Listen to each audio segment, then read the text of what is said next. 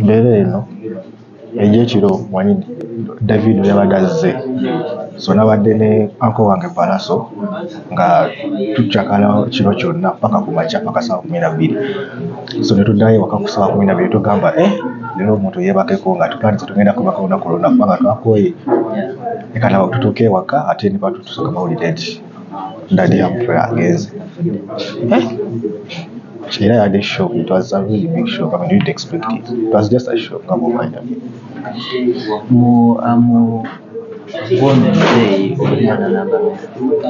namba 2. Muli bana bameka? Muli abaana 7. Mwena muli wamu? Tuli wamu tukwata. Mwemanyi? Twemanyi bulungi. Mbeere ndowooza banno bato ne bakulu enzadde wabubaka ki? Era obubaka busobola okubeera strong. Tebalina kyakukola. There's no choice. Yes, kiruma but tunobeera abagumu. Baganda betugerako bali mu myaka emeka era basoma? Basoma. Omukulu wange asooka muwala ali ku campus Makerere, nze ne mundako ze nakamaliza senior 6. Then nawawa ali mu P6, then wawa akyali mu P5 awo, then wawo asomera ebweru ali asomera nnyo bweru. So tuli awo mu same age set twekanakana.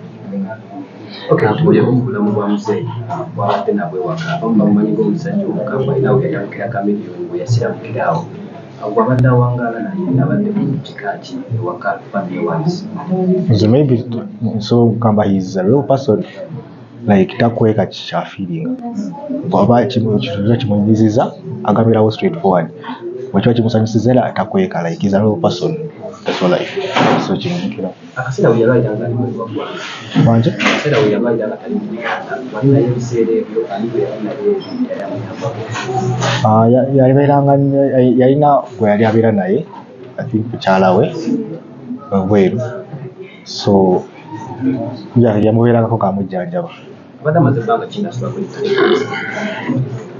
think kuva last year mu June, either June or August, ninga kuva last year paka sawazi saludde na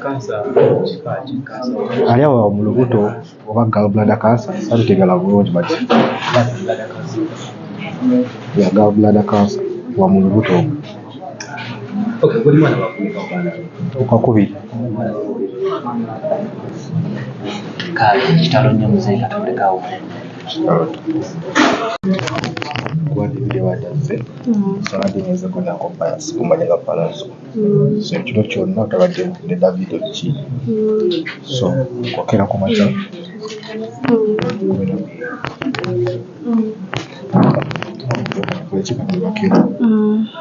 nati laba batubikira ku saa 12 ez'okumakya nti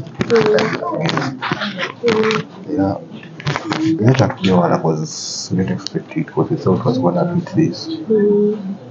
But it happened. Bado wangalira. When like in Uganda, it's sad. Wasembye kwogera ne taata wo bigambo ki? Pallaso on Tuesday. The new government that she was sick today.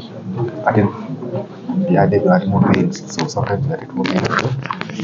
Nature is what I can remember when I say mukyali yadde ku kitanda.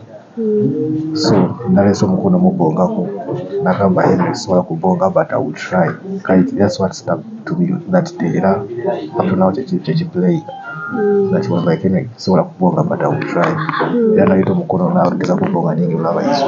Kikyogenda singa omwana asingako nga tumaliriza. I think he's real, like he's real. He was real. He's peaceful, he's angry with you, akukambira with you, you know, he's proud of you, akukambira, like he's a real person that way that you.